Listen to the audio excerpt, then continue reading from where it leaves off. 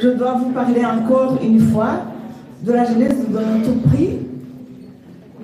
Et c'est je dirais, le sujet principal de ce soir. Le prix portant le nom Victoire Ingabire-Umuhoza pour la démocratie et la paix a été créé à Montréal, au Canada, par le Réseau international des femmes pour la démocratie et la paix, à l'occasion du 100e anniversaire de la Journée internationale de la femme, le 8 mars 2011, en hommage à Madame Victoire Ingabire-Umuhoza. Ce prix incarne le courage, le leadership de Victoire Ingabire-Umuhoza dans sa démarche pacifique et démocratique de résolution de conflits. Femme d'un courage exceptionnel, impliquée dans un processus de résolution du conflit qui afflige le peuple rwandais depuis 1994. À qui est décerné ce prix? Ce prix est décerné à toute personne physique ou morale s'étant distinguée par son travail de manière pacifique dans le domaine de la promotion de la démocratie, la paix, la liberté d'expression, le respect des droits de la personne et qui a contribué de manière significative à instaurer le rapprochement des peuples par le dialogue, le respect de la personne humaine, de la justice sociale, dans le but d'améliorer la qualité de la vie et de la population de la région des Grands Lacs africains. Victoire Ingabire-Umuhoza se démarque par son leadership, son esprit d'abnégation qui dépasse les intérêts de son noyau familial et de son appartenance ethnique et régionale. Elle a pris sur ses épaules le destin de tout un peuple et de toute une nation en décidant d'affronter l'oppression qui règne dans son pays d'origine, dans l'espoir d'offrir au peuple rwandais une alternative de gouvernance démocratique et de paix durable. Elle fut emprisonnée 8 ans au Rwanda depuis le 14 octobre 2010 pour avoir osé exprimer des opinions différentes de celles du pouvoir en place. Elle est maintenant en liberté conditionnelle depuis le 15 septembre 2018. Ça, c'était la genèse du prix Victoire Ingabire-Umuhoza. Pour décerner ce prix, il y a un jury et je vais vous présenter donc les membres de ce jury. Ça va faire maintenant 11 ans que cette personne a présidé ce jury et c'est une femme. Elle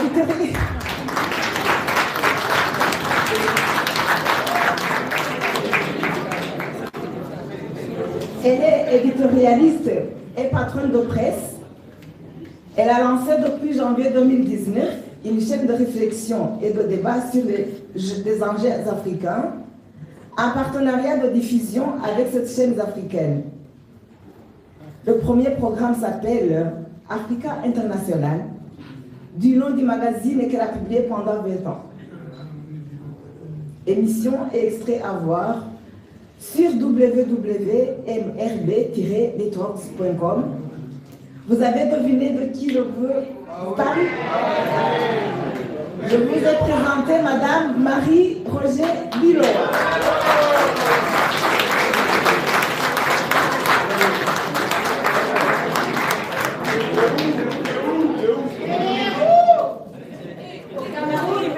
Malheureusement, pour des raisons personnelles, elle n'a pas pu être parmi nous, mais je sais que de tout son cœur, de tout cœur avec nous, là où elle est. Alors, dans le jury, il y a un vice-président. C'est une personnalité hors du commun. Militant et apôtre de la non-violence, disciple de Lanza del Basto, lui-même disciple de Mahatma Gandhi. En 1992, avec quelques amis, il prit la décision de créer la Fondation Solivar dans le but d'atténuer les souffrances dans le monde et d'éliminer ses causes profondes. En 1995, la Fondation prit conscience de l'important vide de dénonciation et pression non violente à propos du silence qui entourait le génocide qui se déroulait dans la région des Grands Lacs africains. C'est ainsi qu'il fit plus de 2000 km de marche de Majorque au siège du HCR à Genève pour parler des oubliés des forêts du Zaïre à l'époque. Il fut aussi un jeûne de 42 jours pour réveiller les institutions européennes qui restaient léthargiques devant une telle tragédie et reçut le soutien important de 19 prix Nobel et d'un groupe de parlementaires européens. En 2000, il fut nominé au prix Nobel de la paix. J'espère que vous avez deviné. Je vais parler de M. Juan Carrero.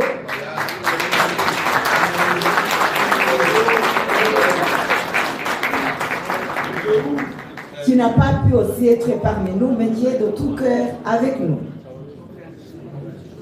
Dans le jury, il y a 5 autres personnes qui sont membres du Réseau international des femmes pour la démocratie et la paix, à savoir Madame Perpétue Mouhamoudse, coordinatrice de la section Canada, Madame Kami Rounigna, coordinatrice de la section Belgique,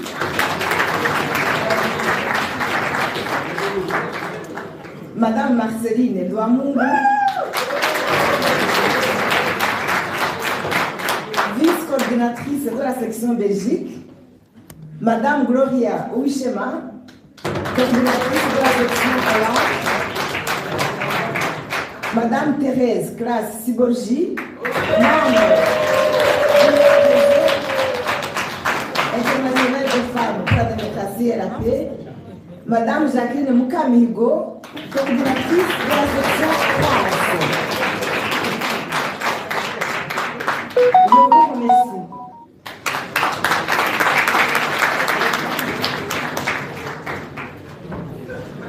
Merci encore une fois Primitiva pour sa brève présentation. Pour le moment, on va vite passer, avant de décerner le prix au lauréat du jour. On va procéder à la présentation brève des anciens lauréats.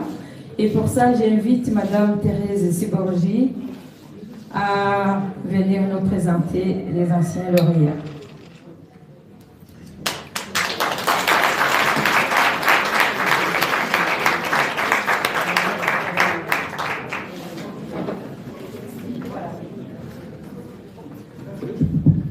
Comme ça? Oui. Ça va, ça y est? Donc, effectivement, ça fait la 11e année, donc il y a 10 ans de lauréats qui ont été honorés pour leurs activités. Le tout premier, c'était Le tout premier, c'était Deogratias Mouchaïdi du Rwanda. Alors, je ne vais pas donner les détails de chacun, ça va être beaucoup trop long, mais ce diapo va passer en boucle pendant le repas et vous pouvez aussi le voir sur YouTube. Il est sous une version animée et en musique sur YouTube et sur la chaîne YouTube du RIFDP. Il suffit de taper RIFDP lauréat et vous allez tomber dessus. Et bientôt, il sera aussi sur notre site internet. Donc voilà, je vais juste citer les noms. Donc en 2012, Deo Mouchaïdi et Mathis Youn et Christiane de Beul de Belgique qui sont ici présents.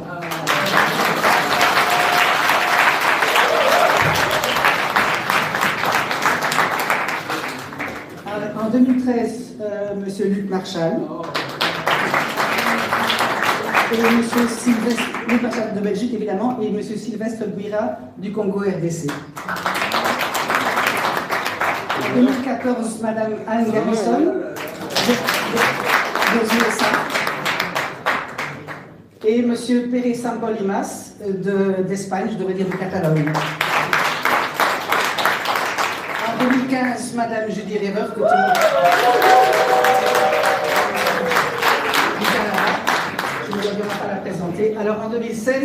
3, Madame Anneke van Braken de Pays-Bas,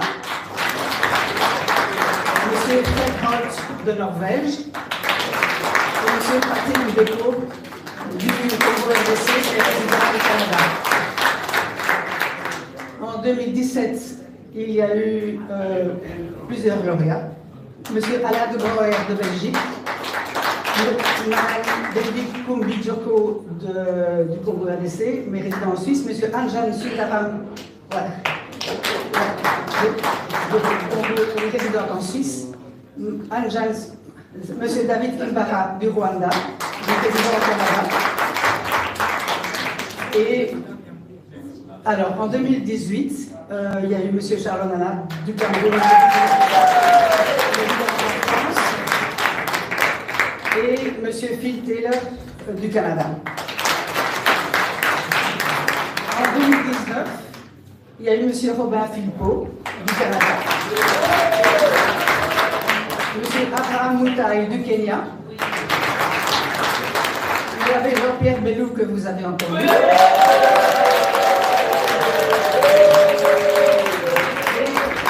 En 2020, qui fut la première fois qu'on l'a fait en ligne, Monsieur Kizito Mihigo,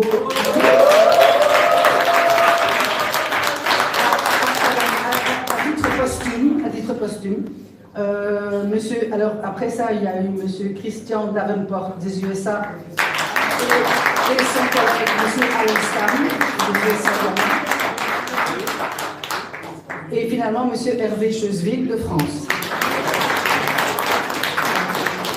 Et alors en 2021, Madame Espérance Lucas-Schéma, qui malheureusement a été emportée par le Covid un mois après le prix. Madame Marie-Béatrice Moutesi de Belgique, et Madame Masako Yonekawa. Et dans quelques instants, vous allez découvrir le lauréat de 2022.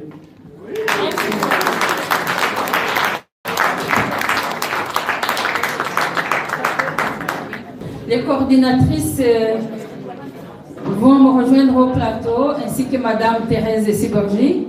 Et les Lyonnes, je les invite à nous rejoindre aussi, ici devant. C'est le moment ultime de la remise du prix au lauréat du jour. Ce moment va être coordonné par de Lyonnes. Il y a Madame Thérèse Siborgi qui va commencer et sera après secondée par Perpétue Moramutse. Et j'invite encore une fois Thérèse à prendre le micro. Il est de coutume au RIFDP de présenter le lauréat sans le nommer. Il faut le deviner. Donc on commence par parler de lui et puis on dit son nom à la fin. Donc c'est un grand honneur pour moi de l'introduire aujourd'hui. Vous allez beaucoup trop vite deviner. Il est canadien, avocat au barreau du Québec depuis près de 40 ans et spécialiste en droit pénal international depuis près de 25 ans. Il fut un acteur de premier plan dans le combat fondamental pour le droit d'avoir un avocat de son choix devant une juridiction internationale et en particulier devant le TPIR où il s'est battu pour que son client puisse être représenté par lui-même après avoir fait une grève de la faim. Convaincu comme nous tous qu'une justice impartiale est le premier pas vers la réconciliation et la paix, il a défendu corps et âme des hommes accusés innocemment mais ciblés pour des motifs politiques. Donc des innocents accusés ciblés pour des motifs politiques. Et il a obtenu l'acquittement de l'un d'entre eux. Très critique quant au fonctionnement de la justice pénale internationale, il a publié en 2014 un ouvrage collectif intitulé Justice Belied, que je traduirai par la justice bafouée, avec comme sous-titre les dysfonctionnements de la justice pénale internationale. Il est président du RAPPR, c'est-à-dire le réseau d'appui aux prisonniers politiques rwandais. Et ces derniers mois, il s'est impliqué très activement dans la défense et l'assistance aux 8 prisonniers politiques balancés de Tanzanie vers le Niger. et qui sont toujours, malgré qu'ils soient acquittés ou fini de purger leur peine, et donc qui sont toujours malheureusement bloqués au Niger. Donc pour sa détermination à lutter contre les mensonges de l'histoire et à défendre les personnes qui en sont victimes, il était grand temps d'attribuer le prix Victoire Ingabire pour la démocratie et la paix à M. John Philpott.